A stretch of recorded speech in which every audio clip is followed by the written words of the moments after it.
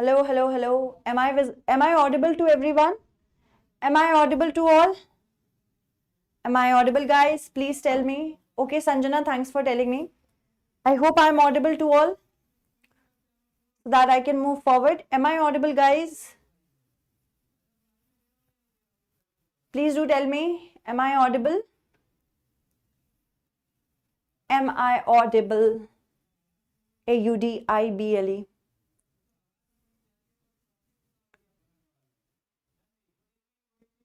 Good evening, everyone. How are you feeling today? Is my voice clear to all? Yes. Hi, Raj. Hi, Sanjana. Yes, I must be audible now.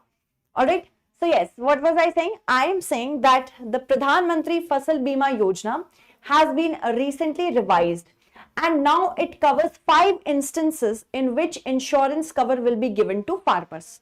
All right. So, today let's talk about, first of all, Fasal Bima Yojana. This is extremely important to us. Pradhan Mantri Fasal Bima Yojana. What is the news? That revised coverage has been given. Pradhan Mantri Fasal Bima Yojana. What is this Yojana, or what is this scheme? This scheme comes under the Ministry of Agriculture and Farmers Welfare. Yes, that's correct, because it is related to agriculture. That means it comes under the Ministry of Agriculture and Farmers Welfare. All right, first keep that in mind. Farmers Welfare. Second, this scheme was started in the year 2016. Scheme started in the year 2016. This is actually a central sector scheme. What is a central sector scheme, guys? What is a central sector scheme? You know it. It is a central sector scheme. However, it is suggested that even though it is a central sector scheme, the contribution has to be done by both states and the central government in 50:50. On the website, it shows that it is a central sector scheme if you go to the scheme session of Pradhan Mantri Fasal Bima Yojana. However, the division of funds 50:50 makes it actually a sponsored scheme. Okay, because division has to be done between the center and the states. This is for general states, normal states, but for hilly region,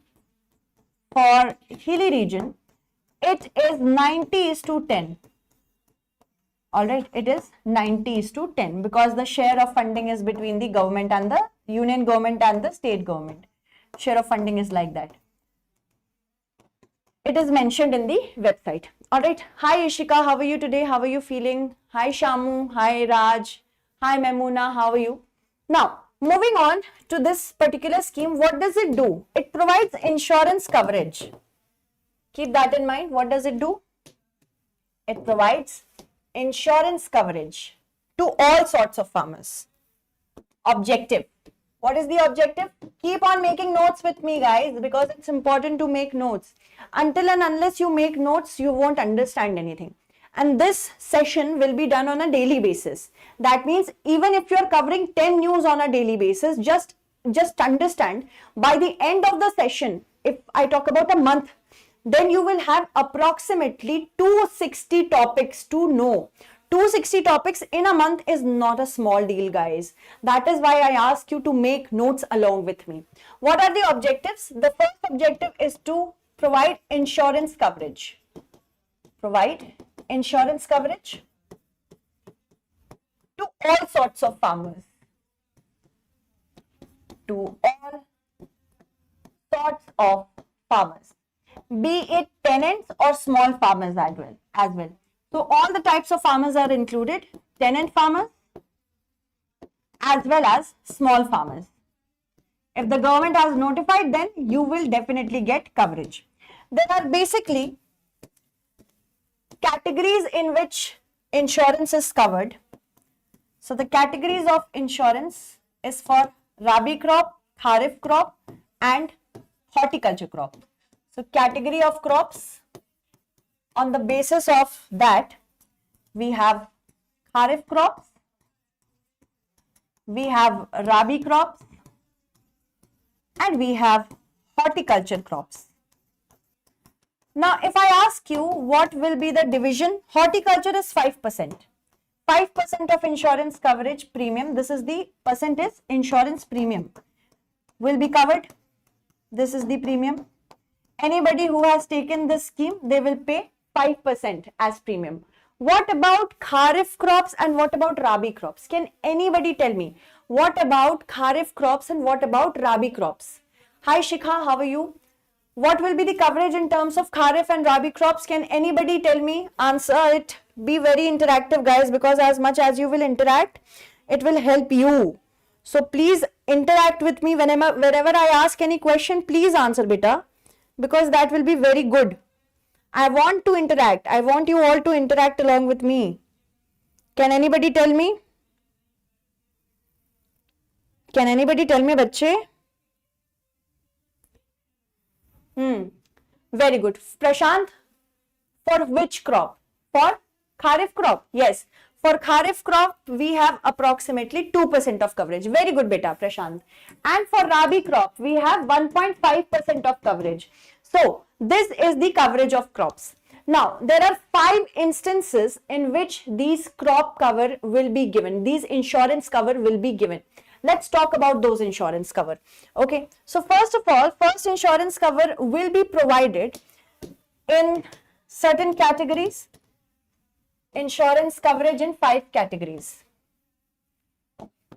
Insurance coverage. Try to make notes with me so that it feels like you're actually taking the class. It doesn't feel like, yaar, theek hai, aake pravachan sun liya. Doesn't feel like that. So, insurance coverage to be given in 5 instances. ठीक है बच्चे? 5. अरे बाप रे, क्या हो गया 5 को? Instances.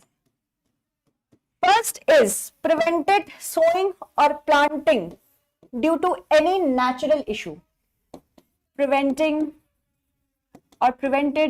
sowing, planting, or harvesting of crops. Harvesting of crops. If during the planting or sowing or harvesting phase, if it is getting prevented by any natural calamity or any sort of climate problem, then it is provided. Okay. Apart from that climate issue, write it down. Second is that if any sort of natural calamity occurs, for example, drought occurs, for example, flooding occurs, for example, any sort of fire occurs. Forest fire can also take into account all the nearest crop fields. That is also a problem. Apart from that, localized calamity is also included. What is localized calamity? Any calamity that is specific to any region. That is localized calamity. Beta, isme what can we have in localized calamity? We can have either landslides or avalanches.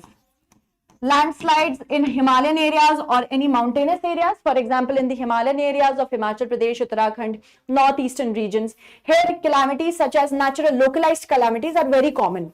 Landslides, and because of that the crop fields get inundated. Now, in southern India also we find such instances in the Western Ghats. So that is also included. Even in places where we have avalanches, instead of landslides, mountainous regions such as in Jammu and Kashmir, that is also included in that.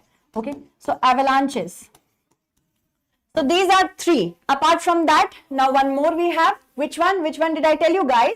देखो भाई, answer तो देनी पड़ेगी. If you are not going to answer me, I will become very angry. and you will not like when I'm angry. And also when I'm hangry. You know what is hangry? Hi Rishabh, how are you?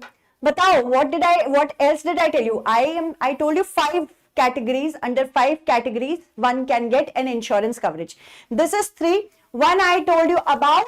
Come on guys, answer me. One I told you. Which one was that? wildlife conflict, if any sort of wildlife attack occurs, then also it will become a problem, and a person whose field has been attacked by either an elephant or anybody else, that can also get an insurance coverage. Okay, so that is fourth. And lastly, eventually, we have post harvest loss, that is up to 2 weeks. You can write it over here only. No, in the next page I will write. I hope you are making your notes with me. Otherwise, if you do not make notes, I will give you one mukka. You would like that? No, na? So post harvest loss is also there. Post harvest loss means what, bache? That you have harvested the crop. Now, during that, up to 2 weeks of harvesting, if there is any problem that is occurring during that time, that can also be included. Post harvest loss. This is the first loss. Post harvest loss. This is for up to 2 weeks. And eventually, we have wildlife attack. Wildlife attack. So that's good. That's great. Right? Ho gaya? Ho gaya? Now, can we do a question, guys? Can we do a question? Can we do a question real quick? Good evening, Macho. Good evening, Sakim. How are you? Hi, Indian Hub. Hi. I'm also good, Rishabh. Tell me quick. Tell me quick, bache. This is not right. You guys are taking too long. Now, look at this question. I hope you can answer it. Regarding the Pradhan Mantri Fasal Bima Yojana scheme, consider the following. Sharecroppers and tenant farmers are eligible for coverage. I have already told you the answer. I have already told you enough information to answer it correctly. It aims to encourage crop diversification and modern agriculture practice. Yes, these are also few of its objectives. I will tell you the objectives as well. Next, war, nuclear risks and malicious damages are included from coverage. Are excluded from coverage. That means these are not included. Tell me now. Tell me the answer, guys. You cannot take this long. Tell me the answer. Dekho, first is definitely correct that sharecroppers and tenant farmers are eligible for coverage. So yes, whichever option has one, that will be considered a part of it. Apart from that, if we look at the second and the third sentence, here, let's talk about this part. Objectives is financial support for crop loss or damage. Very good. Who all have answered? Shikha has answered. Sanjana, Chirag, Raj, Sakim, Sanjana, Memuna, Nirala has answered. Okay, good. Prashant has also answered. Now, see the objectives. Not only financial support for crop loss is given, but income stabilization for farmers is also a part of it. Ensuring credit flow. Regularly, credit should flow to the farm sector. And lastly, encouraging modern practices and diversification. At some point, there will be an issue that is not caused by any nature, but for us only. So, war, nuclear risks, malicious damage and preventable risks, risk that could have been prevented, that is also excluded. These are excluded from any sort of insurance coverage. Alright, so keep that in mind. Now can you answer? So first is correct, second is also correct, and third is also correct. So 1, 2, 3, option D will be the correct answer over here. 1, 2, 3 will be the correct answer. So let's see how many of you have answered D correctly. Nobody. Oh no, Sanjana has answered. Very good, Sanjana. Apart from that, why guys? Why didn't you answer it correctly? Do you know? I want to little pity for those students who have not answered it correctly. Now, moving on to the next part, let's talk about Sentinel 6B satellite. Sentinel 6B, recently in the news, is primarily designed to measure which of the following: forest carbon stock, ocean sea levels, Earth's magnetic field variation, and underground water. Can anybody answer this question? This question is extremely important and it falls in the science and tech category. So please tell me what will be the correct answer to this question. Jaldi se bataiye, we do not have that long. Be very quick about it, guys. What is the correct answer to this question? Come on. Try it, even if you are thinking that I may not know the correct answer. Sometimes it's okay to do so. Correct answer should be given as soon as possible. See, the correct answer to this question should be option B. B is the correct answer. It is there to study ocean sea levels. What is the level of the sea? Only Sanjana has answered it correctly. Sakim has answered it correctly. Nirala? No. B is the correct answer. Nobody has answered. So sorry. Shamu has answered it correctly. Maybe Shamu saw my answer. Let's take a risk there by telling that. Sentinel 6B satellite. Let's talk about the Sentinel 6B satellite because it is important. It is in the news recently. So make notes along with me, guys. Do not wait for so long for you to focus on any sort of magazine. Make notes with me. Sentinel 6B satellite. This satellite has actually been launched with the help of a rocket by the name of Falcon 9. Falcon 9 was responsible to take it, and Falcon 9 launched it from the Vandenberg Air Base in California. Vandenberg Air Base from California. Okay, California in the USA. USA, the dictator says that. Now, from California it got launched, and this Sentinel 6B satellite is actually a joint program of many collaborators. And in your examination, you will find that they ask question about the collaborators. So Sentinel 6B satellite, first of all, remember that it is an Earth observation satellite. Earth observation satellite. What am I writing? Observation, guys. Come on, observe. That means it is going to observe the Earth, bache. And this Earth observation satellite, mere pyare bachcho, rajdulare bachcho, uses synthetic aperture radar. SAR, synthetic aperture radar. And this is not the alone satellite to do so because it is a series of satellites. It is a series of Sentinel satellites by the same name. Sentinel satellites. And interestingly, all the Sentinel satellites are a part of the Copernicus mission or Copernicus program. This is a part of the Copernicus program. Keep this in mind. The Copernicus program has a series of satellites that is observing the Earth. Interestingly, all the Sentinel satellites under this mission, first Sentinel-1 satellite was launched in 2014. Sentinel-1 was launched in 2014. And all the Sentinel satellites are in the sun synchronous orbit. That means the way the sun actually shines upon our Earth, in the same way, these satellites will revolve around the Earth, and it will be very close to the poles to exactly know the location of different sorts of changes in the atmosphere. But this is for almost everyone except one satellite which is in the low Earth orbit. Only Sentinel 6B satellite is in the low Earth orbit. Other than this satellite, all the other Sentinel series satellites are where? In the sun synchronous orbit. So keep that in mind. Sun synchronous orbit. Please keep this in mind. All right. Now, this is for all Sentinel satellite. SS means Sentinel satellite. But 6B, Sentinel 6B is in the low Earth orbit. So this is something very interesting. It is to study the changes in the sea level. It is going to study whatever changes occur in the sea level and in the oceanic, we can say, current movement, the temperature, how it will impact the atmosphere. And we know that there is a coupling between the atmosphere and the oceanic area. That is why it is important. So now if it is asked which organizations are a part of the Sentinel series satellite, remember that as well because UPSC asks that. This is primarily for prelims. Questions have been formed from the basis of point of prelims examination. Please keep this in mind. All right. So organizations, which ones? NASA is a part of it. Yes.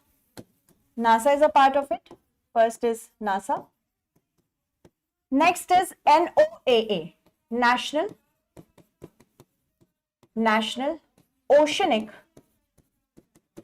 and Atmospheric Administration. Atmospheric Administration. This is of USA. Administration, which is NOAA. NOAA. Apart from that, the European Space Agency is also a part of it. European Space Agency, which is ESA. Okay, bacha? So all these are a part of this particular program. Keep this in mind. This could be asked in your examination. Let's move on to the next question. What is the next question? Interesting question. Let's see this particular question. With reference to the UN Cybercrime Treaty, consider the following statements. It is first universal legally binding framework for the collection and sharing of electronic evidence. First statement. It criminalizes only cyber-dependent crimes such as hacking and malware attacks. Its secretariat is provided by the United Nations Office on Drugs and Crime. Can anyone tell me what should be the correct answer, beta? Come on, tell me. You guys know the answer. I think you all are shy. All the students who are watching, have some love for me and this class. Please answer. Please, please, bachon.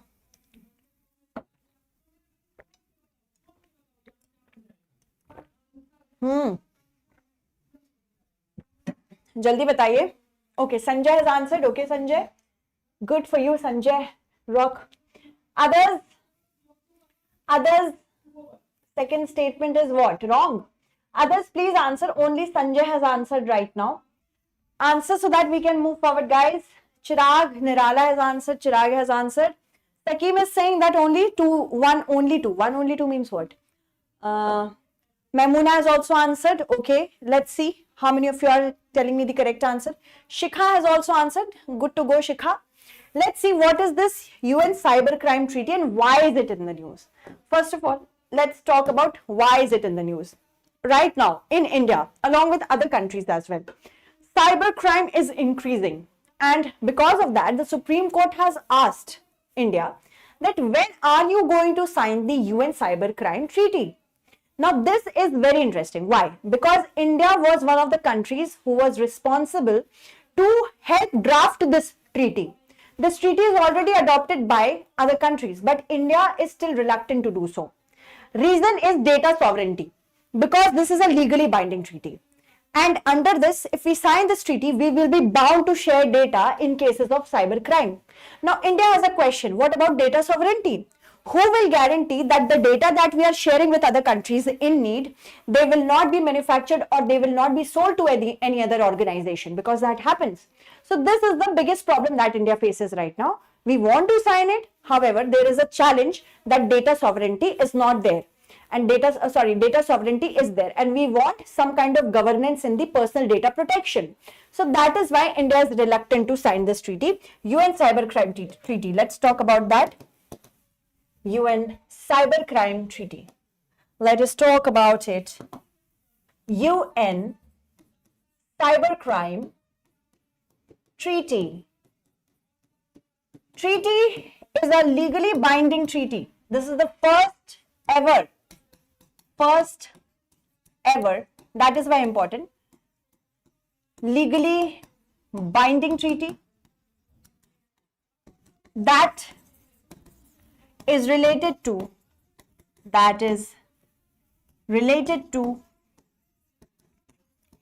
electronic data sharing and collection. Electronic data sharing and collection. Okay, this was adopted last year itself. Do you know when? 24th of December, guys. Adopted on 24th of December 2024 itself. Interestingly, India helped to draft this treaty, but India is not a signatory as of yet. So India helped to draft this treaty. However,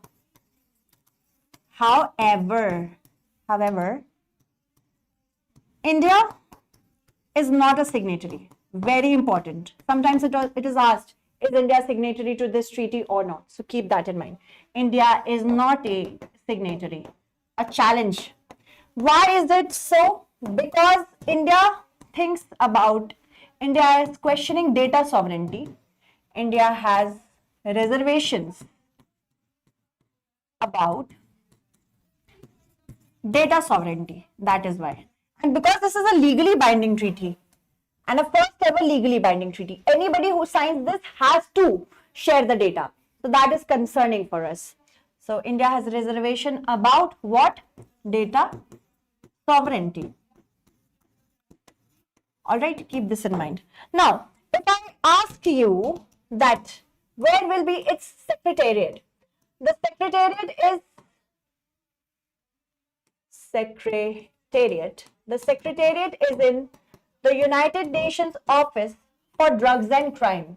So UNODC is the secretariat of this treaty. This is also asked. United Nations Organization on Drugs and Crime. And because it is related to cyber crime and mostly drug smuggling now happens with the help of cyber crime, that is why. Okay, keep this in mind.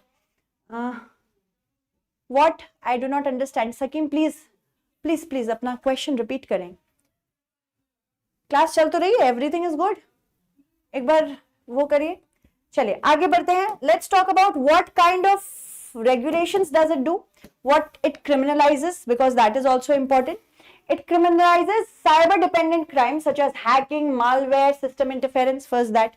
Secondly, online financial fraud, जो बहुत होता है. In our country it happens a lot. Call करते हैं, then they say that you have to send this amount of money, or they will take or usurp your money which is in your bank account. So that's also a problem. Online child sexual abuse, that is also, it also criminalizes that. Non-consensual sharing of intimate image and other serious offenses which involve digital evidence. Okay, so there may be a certain sort of reasons. मेरे ख्याल से internet problem होगा. I'm so sorry guys. If some people are saying no issues, some people are saying issues, maybe internet problem guys. So now, can you do this question for me, please? I would like you to do this question. This is the third news. जल्दी से इसके बाद fourth news करनी है. Please do it. Please guys, please, I beg of you. Please let me beg. Begging. Answer this question, बच्चे. Be quick about it. Come on, you know the answer, guys. Please answer. Please answer. Now, we do understand that it is the first universal legal binding framework for collection and sharing of electronic evidence. Yes. It criminalizes only cyber-dependent crimes such as hacking and malware. This is incorrect. So that becomes incorrect to us. So 2 is not correct. Its secretariat is provided by the UNODC. This is correct. Yes. So first and third are correct. Second is not. Option B will be the correct answer. Beta, who has answered C, bachche? Sanjay has answered correctly. Very good. Very good, Sanjay. Now, moving on to the next news or next question. First of all, see this. In the Climate Change Performance Index, countries are evaluated on which of the following parameters? The Climate Change Performance Index has recently been released. That is why this question is important. Very good, Sakim. Very good, Shamu, for the last one. GHG emission, that means greenhouse gas emission. Climate finance contribution, renewable energy, energy use, and climate policy. You have to tell me the correct answer to this. If any of you bachas know the answer, please tell me so that I can live in peace. Otherwise, I will live in peace after explaining. Come on. You guys are intelligent. Come on, do it. Sanjana is saying D, Shamu is saying B. Sanjana, it is for this question, beta. Come on, guys. You guys know how we work. Balle, shava. Okay. Shikha is saying B. Okay, Shikha. Sanjay is saying 2, 3, 4. All right. Others, please answer, guys. I would love all of you to answer. Sakim has said all are right. Okay. Let's see if you guys are going correctly or not. Climate Change Performance Index is important to us because many a times it has been asked in the questions in the UPSC and the state PCS examination. I promise you, if you are going to do 10 questions with me on a daily basis, I promise no one can stop you from selection, especially in prelims.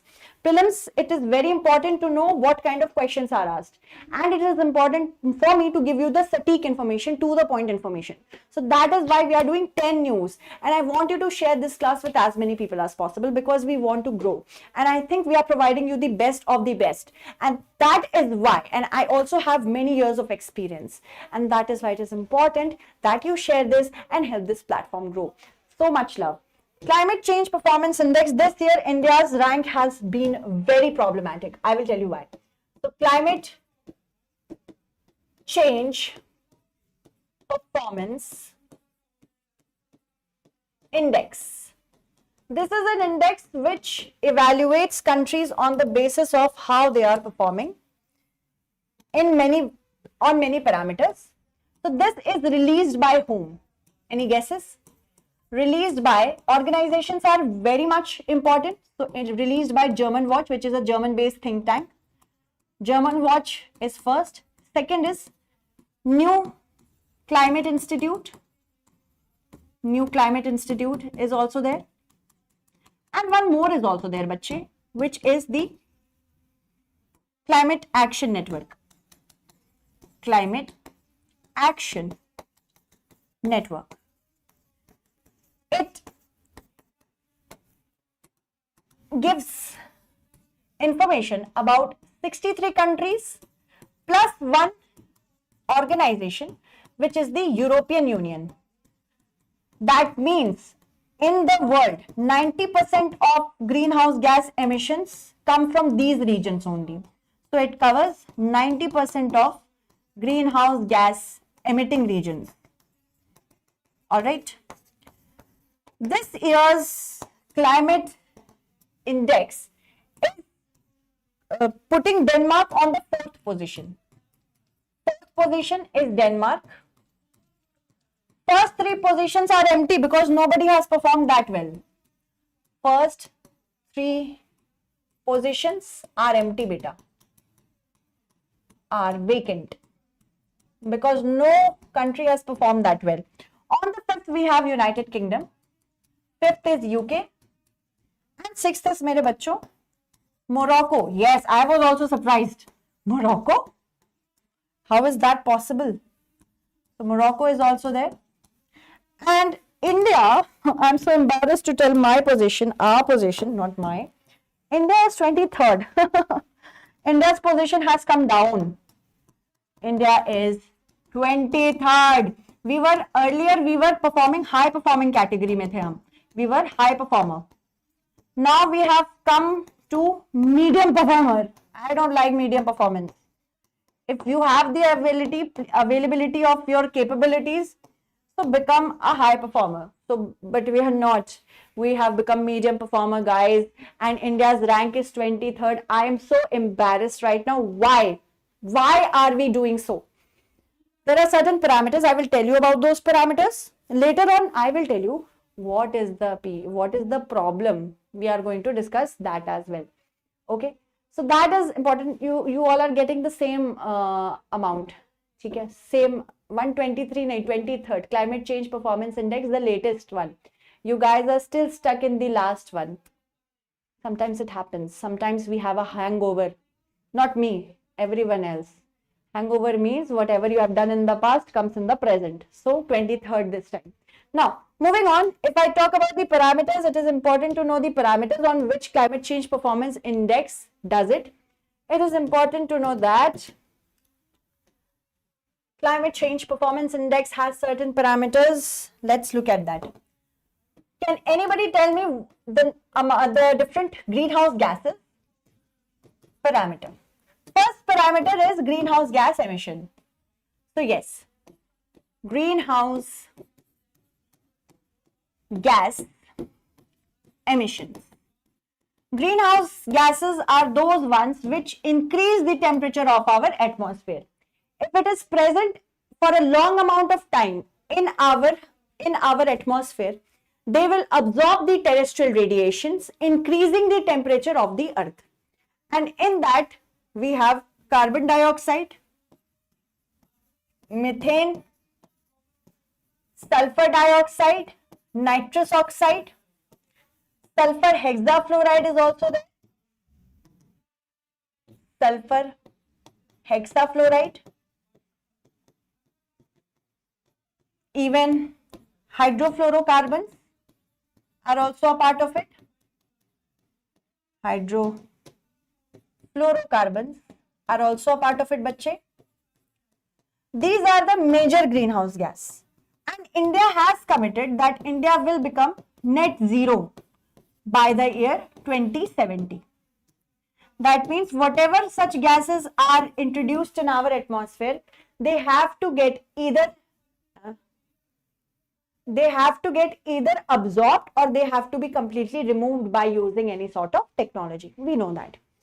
Apart from greenhouse gas emission, we have to see how much renewable energy is any country using. How much renewable energy is a country dependent upon. So renewable energy dependency. In India, the most amount of renewable energy for us comes from solar energy. Solar energy is the highest source for us, is the biggest or the largest source of renewable energy.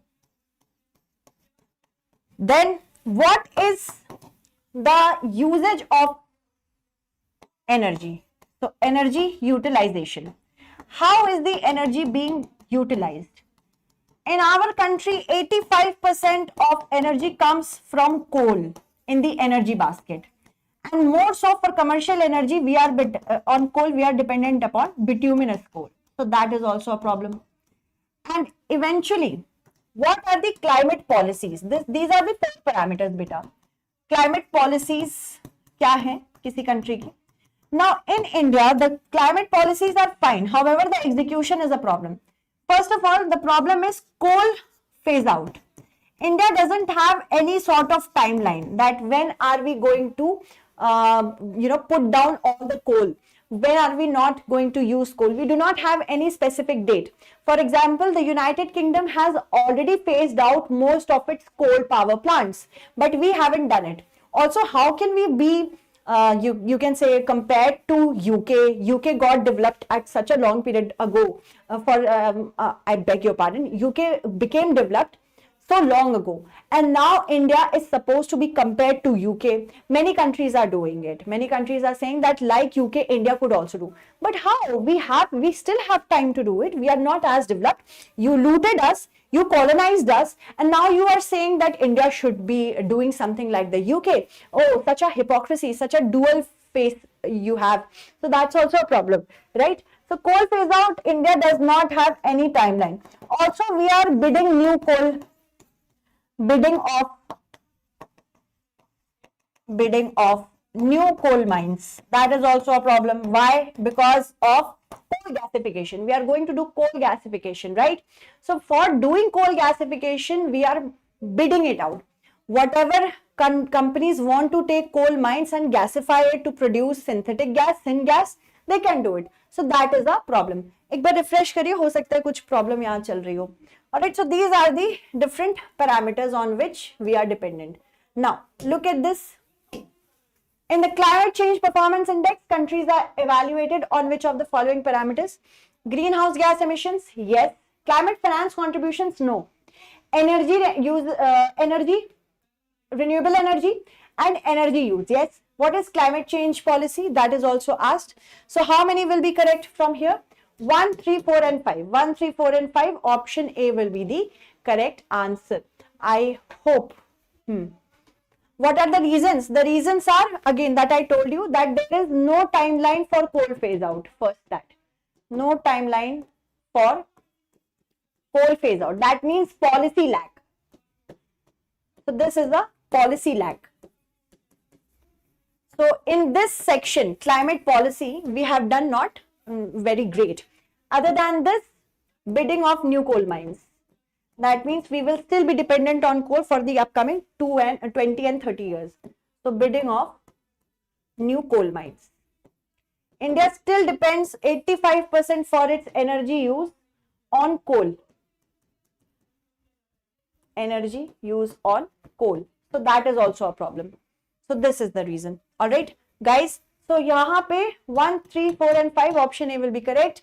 Shiksha has answered correctly. Shrishti has answered it correctly. Sanjay has answered it correctly. बहुत बढ़िया. Next, let's move on to our next news. Look at this question, guys. Come on, come on, come on. Guru Tegh Bahadur Singh Ji, with reference to Guru Tegh Bahadur Ji, not Singh Ji, Guru Tegh Bahadur Ji, consider the following. He was the son of Guru Arjan Dev Ji. His teachings included opposition to caste discrimination and superstition. His hymns form a part of the Guru Granth Sahib. Come on, come on, come on. Do it quick. I know you guys can do it. Be quick about it. I do not want you all to sulk. Come on, be quick about it. Today, as we celebrate, not today, but as we celebrate Guru Tegh Bahadur Ji's martyrdom, it is important to remember his legacy. And it is important to understand his valor, courage, his vision, that he did not believe in any sort of caste discrimination. He did not believe in any sort of things that used to make humans go backward in the past. So he was a very visionary person. Shiksha has answered, Maimuna has answered, Utkarsh, hello, how are you? Chirag has also answered, very good. Others, are you just sitting and enjoying the class or what? Sanjana has also answered, very good. So Guru Tegh Bahadur Ji, first of all, it is very important to remember his legacy. And secondly, he has certain things that we must learn about him. He was the son of Guru Har Gobind Ji, okay, who was the 6th Sikh Guru. He was the son of Guru Har Gobind Ji. Har Gobind Ji was, so sorry, Har Gobind Ji was the 6th Sikh Guru, and he became, Guru Tegh Bahadur became the 9th Sikh Guru. So sorry, he was the 9th Sikh Guru. He did not believe in any sort of caste discrimination. Actually, he was against it, against caste discrimination, of course. His hymns are, yes, included in the Guru Granth Sahib. Guru Granth Sahib has his hymns. It has his hymns, bhajans. Okay, so that makes us think what should be the correct answer. Now, here, as you see, it is written he was the son of Guru Arjan Dev Ji, which is not correct. So first becomes incorrect, guys. First becomes incorrect. Oh, sorry, Shikha. Okay, first is incorrect in that regard. His teachings included opposition to caste discrimination and superstition. Yes, he was a visionary back then. So second is also incorrect. His hymns are included in Guru Granth Sahib. So correct answer will be option B. Option B here is the correct answer. 2 and 3. If you have answered option B, then bale bale. Otherwise, we know what happens. We know what happens. Shava shava happens, right? So now, next question. With reference to Bhandaran 360 initiatives, consider the following statements. It has been launched by the Food Corporation of India, FCI. It is a cloud-based ERP platform integrating HR, finance, warehouse, contract management. It enables real-time monitoring and standardization across all warehouses. Come on, tell me what is the correct answer. Oh no, what happened? Everything okay? Come on guys, answer it correctly. We do not want you all to be so, not answering anything. Come on guys, be quick about it. Try to compete with each other. Try to be the first one to answer. Be the first one to answer, guys. How will we work like this? Be the first one to answer. Okay, Shikha has answered. Shikha says all 3 are correct. Okay, Sanjana is also saying all 3 are correct. Okay. Other than Shikha and Sanjana, all other are enjoying or what? Just sitting and enjoying. Answer it correctly, beta. Come on. Maimuna has said B. Okay, Maimuna. Okay, let's see who has answered it correctly. Others can also join in if you want to answer. Let's talk about Bhandaran, but before that, let's know what are the initiatives, new digital initiatives that the government has launched. The government has launched, okay, Shamu has answered, Trishab has answered, Sakim is saying all are right, Chirag is also there, Shrishti is also there. The government has recently initiated 4 new initiatives. This is to modernize warehousing, strengthening the supply chain efficiency, and enhancing transparency and accountability in the public distribution system. And 4 new initiatives have been launched, in which one is Bhandaran 360. Let's talk about Bhandaran 360 a bit. Bhandaran 360. Bhandaran 360 is actually a launch of Central Warehousing Corporation. It has been launched by the Central Warehousing Corporation. What does it do? It actually updates the data on a cloud-based system.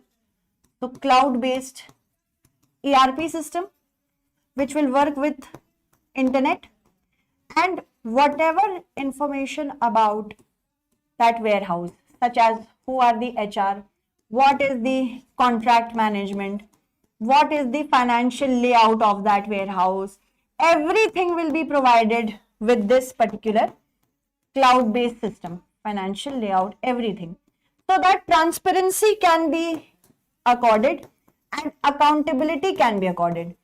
So for transparency and accountability, this mission has been launched. Other than this, other 3 missions we are going to cover tomorrow. Okay, this is accountability and transparency. All right, so here we have what?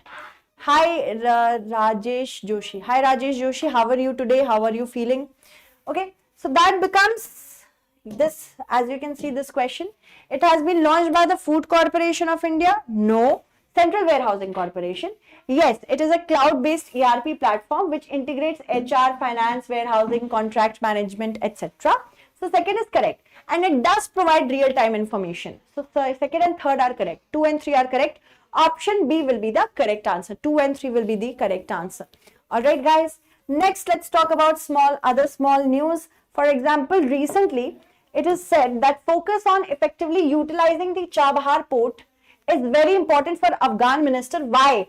This minister has come in order to talk to Indian government that we want to bypass Pakistan and we want to establish direct contact with India. And for that we are having our Chabahar Port. Chabahar Port is very important to India. Chabahar Port is lying just to the west of the Gwadar Port, which is the flagship program of the CPEC, China-Pakistan Economic Corridor. So from that perspective, Chabahar is extremely important to India. It lies near to the Strait of Hormuz and it is a part of the international north-south transport corridor. If we are able to, right now India has recently received a 6-month sanction waiver from USA and we are trying to develop the Chabahar Port as quick as possible so that we can directly contact with Iran and bypassing Pakistan. From Iran, we can go to Afghanistan and finally the international north-south transport corridor. So that is also very important to India. So Gwadar Chabahar Port is lying very close to each other. If I talk from India, it is just 1000 kilometers away from the ports, and it is important to develop it. Why? Because of a very important choke point to be present over here. Here is a choke point which is known by the name of Strait of Hormuz. So that is also important. Strait of Hormuz. Strait of Hormuz connects the Persian Gulf with the Arabian Sea. Okay, so keep that in mind. So now we have a question. Look at this question. Map-based question like this can also be asked. Location and the country.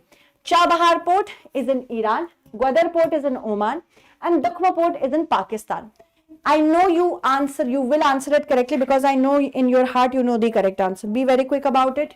Come on, come on. We don't want you all to stay like that, even though you are finding problems in the internet.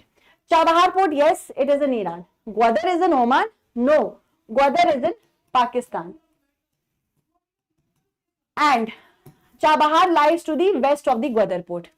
Eventually, Dukhma Port is in Oman. Where is the Jebel Ali Port? Jebel Ali Port is in the UAE. Okay, keep that, all that in mind. Where is the Jeddah Port? Jeddah Port is in Saudi Arabia. Saudi Arabia. So only first will be correct, right? So one only will be the correct answer. Let's see how many of you have answered it correctly. Shikha has answered. Very good, Shikha. Sanjana, Rishabh, Shishti, Nirala, Shamu and Raj have also answered it correctly. Sakim has answered. Very good, Sakim.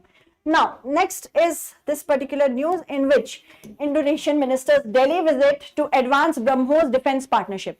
That means the BrahMos missile that India has, the supersonic cruise missile, will be manufactured and sent or exported to Indonesia as well.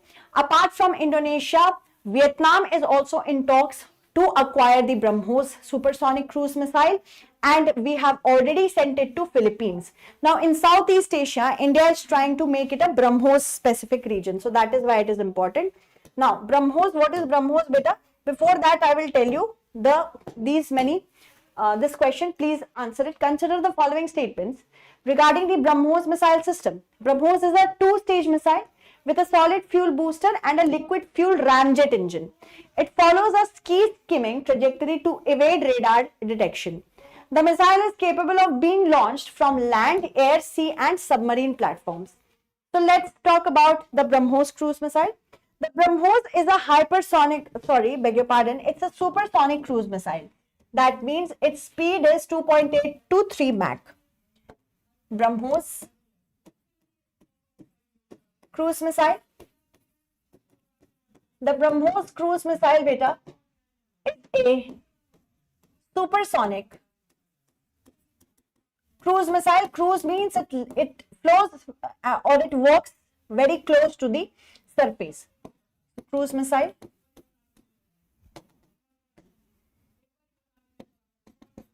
It has a speed of 2.8 to 3 Mach. It actually comes from the words of Brahmaputra and Moskva river. Brahmaputra and Moskva river. Moskva is the river of Russia. So that means it's a joint venture. In 1998, both the countries started a joint venture, and this joint venture is of both India and Russia. And this manufactures, designs and everything the BrahMos cruise missile. So this joint venture is known by the name of BrahMos Aerospace, and it manufactures the BrahMos cruise missile. The BrahMos cruise missile has two parts, as in India has a 50.5% stake and Russia has a 49.5% stake. It gets manufactured in India as well.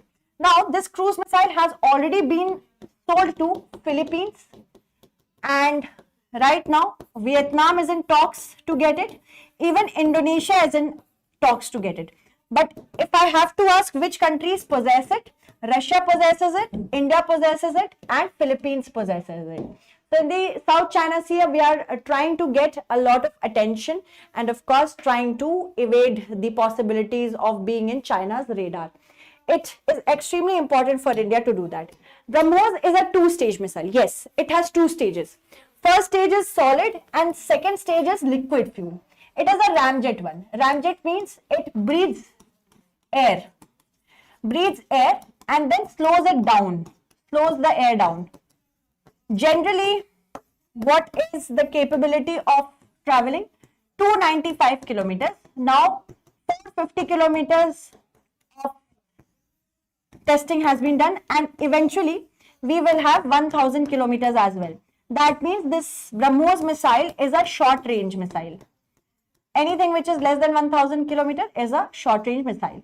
Alright, so first is correct. Second, it follows a sea skimming trajectory. Yes, so that it can evade the radars. So first and second both are correct. It is capable of being launched from land, air, sea and submarine. Not from submarine but land, air and sea. That means the army, the navy and the air forces, all three can use it. Alright. So first and second are correct, but third is not correct over here. That means option A is going to be the correct answer. Yes, Sakim, DRDO and NPO Machinostrenia, these two companies have completely come together to form the BrahMos Aerospace. Alright, so this was our last news for today. I hope you liked how we went about it, and I think that we have learnt a lot today. 10 news is not a small set of news, and 10 news is something that we must do every day. So tomorrow again we are going to meet at the same place at the same time. Tab tak ke liye thank you so much. Bye bye and take care.